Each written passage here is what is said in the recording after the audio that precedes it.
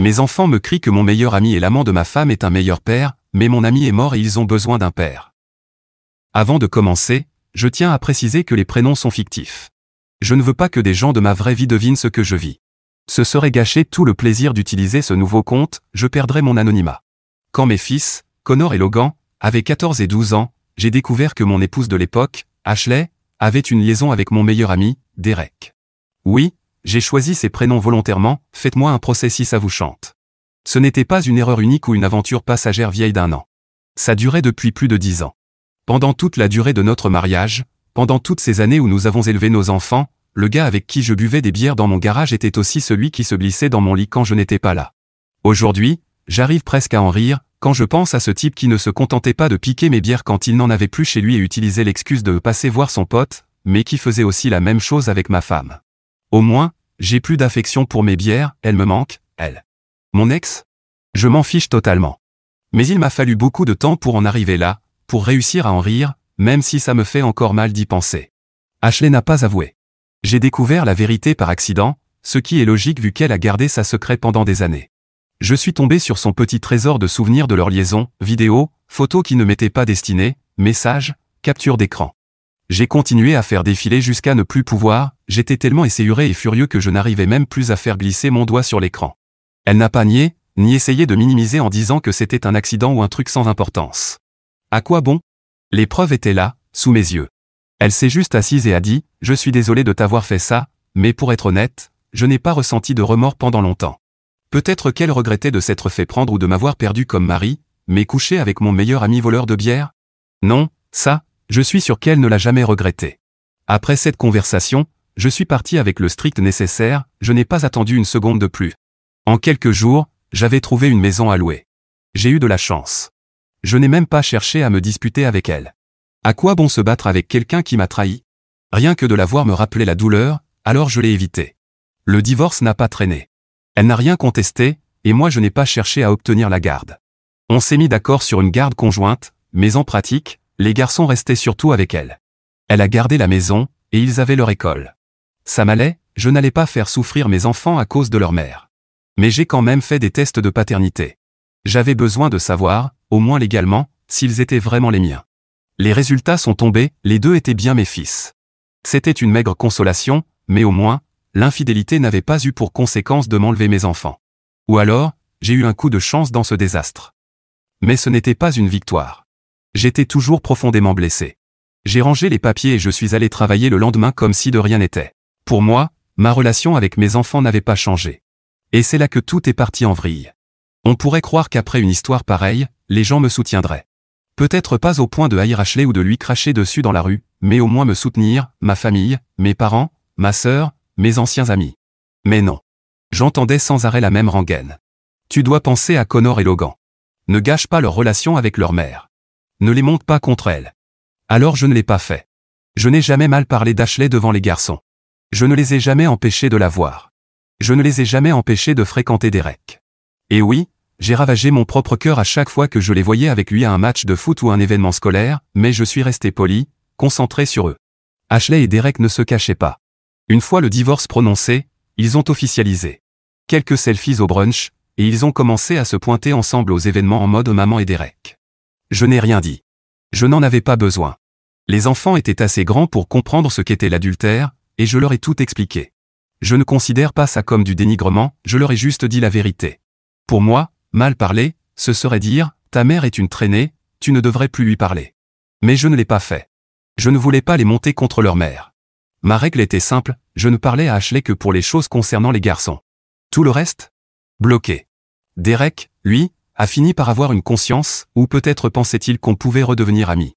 Il m'a recontacté 1 an après que tout se soit tassé. M'a envoyé un message. M'a appelé une fois. M'a écrit sur Facebook « J'aimerais qu'on fasse la paix ». Je lui ai répondu « Mon point aussi aimerait faire la paix avec ta tête, mais la vie ne nous donne pas toujours ce qu'on veut. » Je l'ai bloqué partout. Je me fichais de ses remords ou de son besoin de se racheter. Je ne voulais rien de lui, même pas une vengeance du style coucher avec sa compagne. Sa compagne, c'était mon ex-femme, et il n'existe aucune vengeance au monde qui vaille le coup de coucher avec ça. Ashley n'a pas insisté, mais ma famille, ça c'était une autre histoire. Ma mère disait parfois, tu sais, Derek est très présent pour les garçons. Ma sœur disait, il a assuré quand tu es parti. Le problème, c'est que je ne suis jamais parti, j'ai toujours été là pour mes fils. Je refusais simplement de faire semblant d'être une famille heureuse après avoir découvert la liaison, et je n'allais pas rester cordial avec Derek, juste comme ça. Pour moi, mon rôle de père n'avait pas changé. J'assistais aux événements scolaires, je les appelais souvent, même quand ils n'étaient pas avec moi, et quand ils l'étaient, je faisais en sorte d'être pleinement présent. Pas de téléphone, pas de boulot. J'étais un père divorcé, mais j'étais un putain de père, et c'est ce qui compte. 2 ans après le début de leur petite romance façon film hollywoodien, Derek est tombé malade. Une maladie incurable. Je n'ai pas demandé de détails, et je m'en fichais. Tout ce que je sais, c'est que Logan m'a dit un jour, Derek ne va pas bien. J'ai hoché la tête et répondu, je suis désolé d'apprendre ça. C'était peut-être un mensonge, mais c'est ce qu'on dit dans ce genre de situation. Et c'est tout. Son déclin a été rapide. Connor m'a dit qu'il faisait des allers-retours à l'hôpital. À un moment, les soins palliatifs sont entrés en jeu. Apparemment, il savait qu'il allait mourir. Et bien sûr, c'est dans ces moments-là que tout le monde se met à réfléchir à sa vie. Ashley m'a appelé et m'a demandé si j'envisagerais de voir Derek une dernière fois. Elle a dit qu'il voulait me parler, s'excuser, faire la paix avant de mourir avec une conscience coupable. Je lui ai répondu que je n'étais pas intéressé, je n'avais rien à lui dire et je ne pouvais pas frapper un homme mourant. Ça me ferait mal paraître, et l'univers s'en occupait déjà. Après ça, Connor et Logan ont essayé à leur tour. Ils m'ont dit que Derek voulait faire la paix avant de partir. Qu'il l'aimait. Que je leur devais ça, pour tourner la page. Connor a dit, c'est la bonne chose à faire. J'ai dit, non. Connor s'est mis en colère. Il a dit que j'étais cruel juste pour le plaisir, que trop de temps avait passé, que je donnerais l'image du meilleur homme si je permettais à Derek d'avoir ce dernier moment. Logan m'a traité de connard. Il a dit que je n'étais même pas capable de faire ça pour eux, que Derek avait été plus un père pour eux que moi ces dernières années. Là, j'ai senti quelque chose se briser dans ma tête. Je leur ai dit que si c'est comme ça qu'ils voyaient les choses, alors c'était fini. Je leur ai dit qu'ils pouvaient garder leur petite famille heureuse et que moi, je resterais très loin. Mise à jour 1. Je ne m'attendais pas à ce que mon poste reçoive autant d'attention, mais je remercie tous ceux qui ont réagi, que ce soit avec bienveillance ou critique. Honnêtement, je ne l'ai pas écrit pour recevoir des félicitations. Je voulais simplement exprimer ce que je ressentais, peut-être pour savoir si j'étais vraiment aussi froid que certains me le faisaient ressentir à force de me reprocher d'avoir posé une limite. Après avoir lu toutes les réponses, une chose est claire, beaucoup ont vécu une version de cette histoire, des infidélités, des trahisons, le fait d'être peint comme le méchant simplement parce qu'on refuse de tout oublier et de jouer à la famille parfaite. Donc, à tous ceux qui ont pris le temps d'écrire en commentaire ou en message privé, merci. Vraiment. Pour clarifier certaines choses, non, mes fils n'ont pas été manipulés par Ashley et Derek. C'est étrange, mais c'est comme ça. On ne leur a pas raconté une version où j'étais le grand méchant qui avait maltraité leur mère, et Derek était le chevalier blanc venu la sauver. Ils n'ont pas été dupés. Ils étaient assez grands pour comprendre exactement ce qui s'était passé, ils ont tout vu se dérouler sous leurs yeux. Ils ont entendu la vérité de ma bouche, de la leur, et de celle de notre famille élargie. Il n'y a pas eu de campagne de manipulation. Connor et Logan ont pris leur décision les yeux ouverts. Ils savaient que Derek était l'homme avec qui leur mère couchait derrière mon dos depuis 10 ans tout en faisant semblant d'être mon meilleur ami. Ont-ils vu la douleur que cela m'a causée? Oui. Ils m'ont vu partir en silence, ils m'ont vu traverser le divorce, et ils m'ont vu rester dans leur vie malgré la souffrance de voir leur mère apparaître aux événements avec son amant. Et pourtant, quand les choses sont devenues difficiles, ils ont pris son parti et se sont retournés contre moi au lieu de contre lui. Je ne leur ai pas demandé de danser sur sa tombe parce que l'homme qui a détruit notre famille est mort, je ne leur ai rien demandé. Et pourtant, ils ont réussi à me décevoir.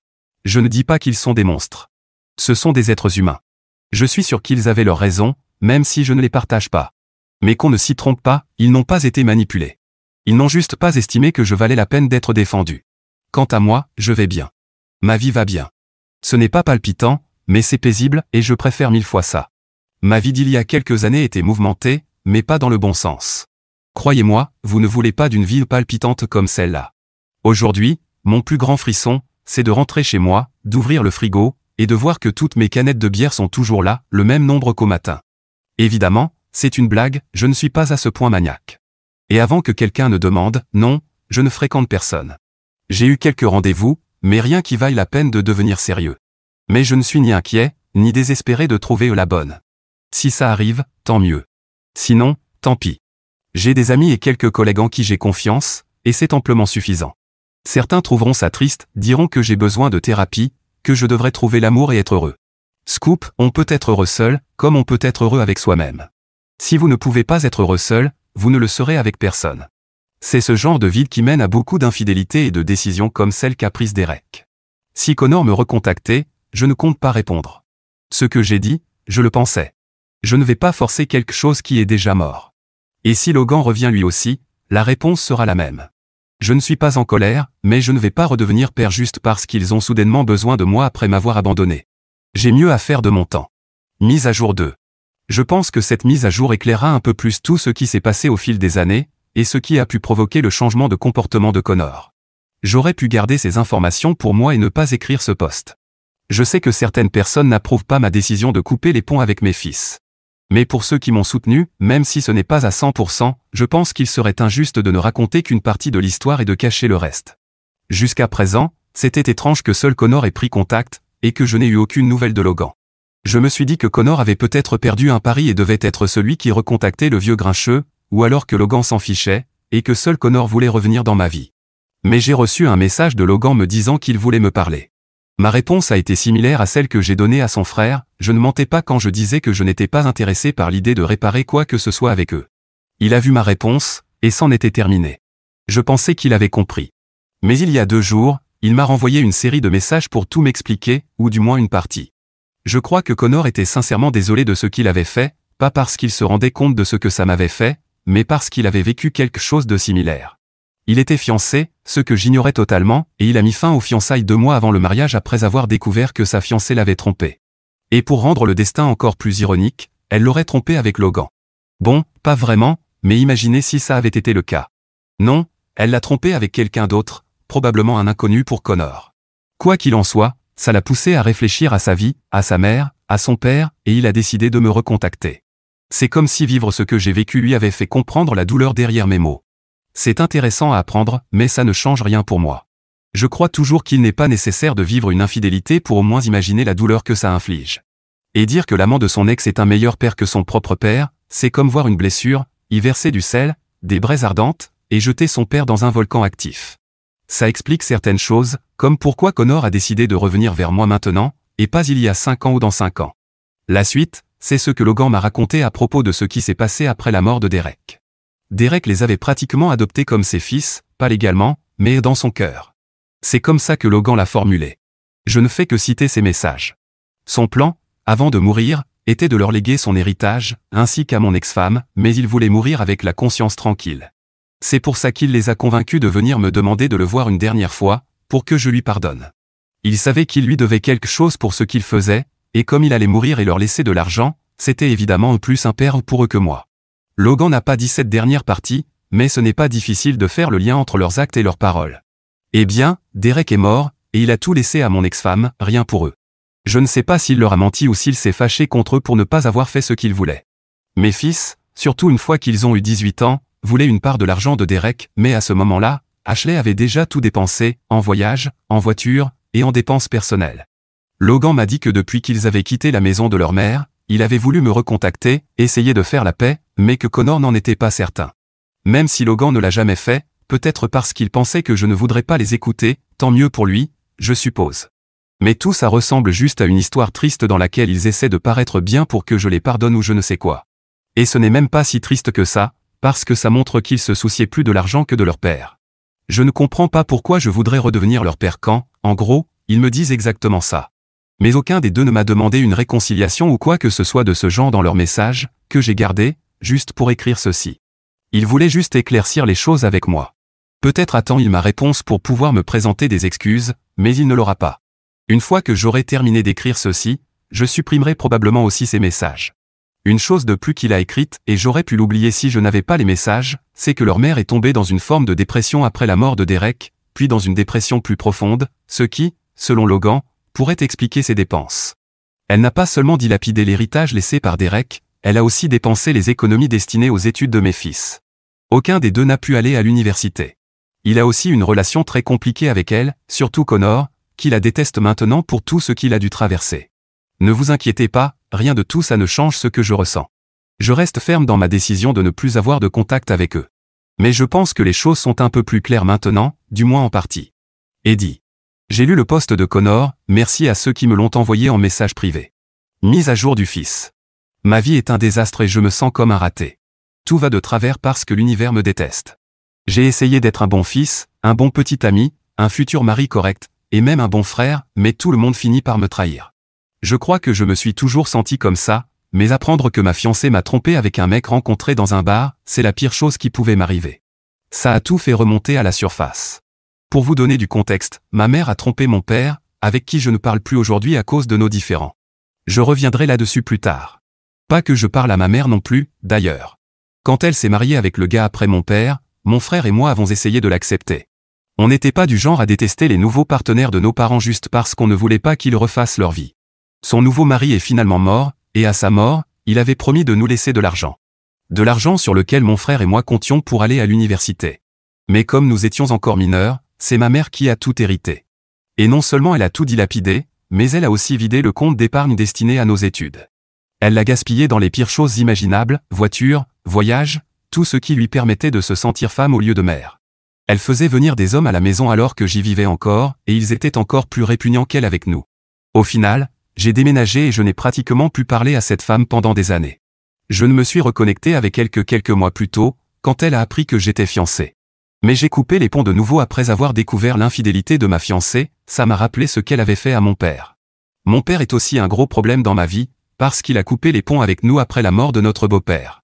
Il ne nous l'a jamais dit clairement, mais mon frère et moi pensons qu'il nous a rayés de sa vie parce que nous avons assisté aux funérailles. Je comprends qu'il souffre encore que notre mère soit passée à autre chose et pas lui, mais le type qu'elle a épousé était au moins un homme bien meilleur que ceux qui sont venus après. Mon frère voulait contacter notre père, mais je lui ai dit que ça ne valait pas la peine. C'est ce que je pensais à l'époque. Il ne nous a jamais voulu dans sa vie, et c'était sans doute mieux ainsi. Mais tout ce qui m'est arrivé ces derniers temps me fait me sentir terriblement seul. J'ai encore mon frère, mais on vit dans des villes différentes et on s'est éloigné.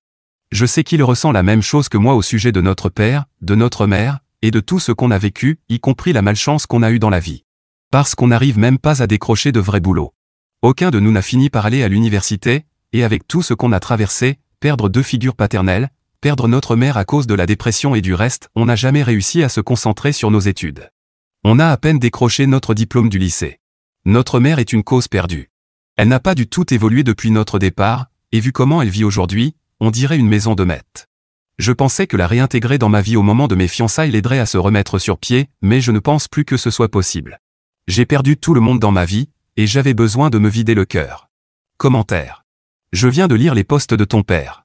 Si tu veux savoir comment sortir du trou, mon meilleur conseil est, ne commence pas à creuser, déjà. Peut-être qu'aimer ton père au lieu de l'amant de ta mère aurait été une bonne idée. Tu aurais probablement eu une meilleure vie, au lieu de prendre le parti de ta mère quand ton père avait le plus besoin de toi. Et aussi, arrête de mentir. Ça peut t'aider dans la vie, parce que personne ne peut t'aider si tout ce que tu fais, c'est pleurnicher en te faisant passer pour la victime, alors qu'en réalité, tu as juste été un fils minable. PS, tu peux lire ça à ton frère aussi.